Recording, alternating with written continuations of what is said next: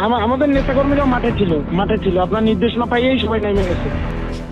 2024 সালের জুলাই আগস্টে ছাত্র আন্দোলন দমন নিয়ে প্রকাশিত হয়েছে নতুন এক তথ্যচিত্র। আন্তর্জাতিক সংবাদ মাধ্যম আল জাজিরা তাদের ইংরেজি ও বাংলা ইউটিউব চ্যানেলে 24 জুলাই 50 মিনিট দীর্ঘ এই তথ্যচিত্র প্রকাশ করে।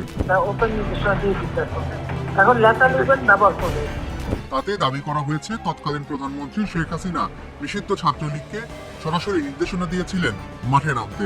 তথ্যচিত্রে শেখ হাসিনা ও নিষিদ্ধ ছাত্রলীগের সাধারণ সম্পাদক শেখ ওয়ালি আসিফ ইনানের মধ্যে ফোন আলাপ প্রকাশ করা হয়। এই ফোন আলাপটি হয় 2024 সালের 17 জুলাই সন্ধ্যা 6:55 কথোপকথনে শেখ হাসিনা ইরানের কাছে ক্যাম্পাসের পরিস্থিতি জানতে চান। ইরান বলেন, হলগুলো অনেকটাই ফাঁকা হয়ে গেছে, অধিকাংশই ফাঁকা হয়েছে, তবে এরপরও ভিতরে পুলিশের কাজ করতে হবে। এই ফোন আলাপের আগে 15 জুলাই ঢাকা বিশ্ববিদ্যালয়ে ছাত্রদের উপর হামলা চালায় পুলিশ ও ছাত্রলীগ। আল জাজিরার দাবি, সেই ঘটনারই 2 দিন পর এই ফোন আলাপটি হয়। কথোপকথনটিতে ইনান শেখ হাসিনাকে জানান, তাদের দলের অনেক জ্যেষ্ঠ নেতাই আতঙ্কিত থাকায় তারা দল থেকে পরিষ্কার নির্দেশনা পাচ্ছিল না, তাই সরাসরি শেখ হাসিনার সঙ্গে যোগাযোগ করছিলেন তিনি।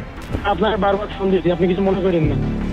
আমি কেন মনে করবো? আমি তো সেদিন সারা রাতই যাই, কালকেও তো। 15 জুলাই থেকে তারা 2 রাত নির্ঘুম কাটিয়েছেন বলে শেখ হাসিনা সে সময় ইনানকে জানান। তিনি বলেন, দক্ষিণে উত্তরে বলে দিয়েছি যেখানে যা দরকার তাই করতে। নিষিদ্ধ ছাত্রলীগের দ্বিতীয় সর্বোচ্চ এই নেতা শেখ হাসিনাকে বলেন, তাদের নেতাকর্মীরা মাঠেই ছিল। আমাদের নেতাকর্মীরাও মাঠে ছিল আপনার নির্দেশনা পাইয়েই সবাই নেমে গেছে।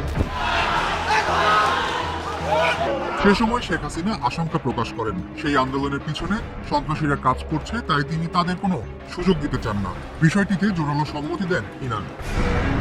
ডিজিটাল ফরেনসিক অ্যানালাইসিসের মাধ্যমে এই ফোন রেকর্ড যাচাই করা হয়েছে বলে নিশ্চিত করেছে আল জাজিরা। এই কল রেকর্ড শেখ হাসিনারই গোয়েন্দা সংস্থা রেকর্ড করেছে বলে উল্লেখ করেছেন তারা।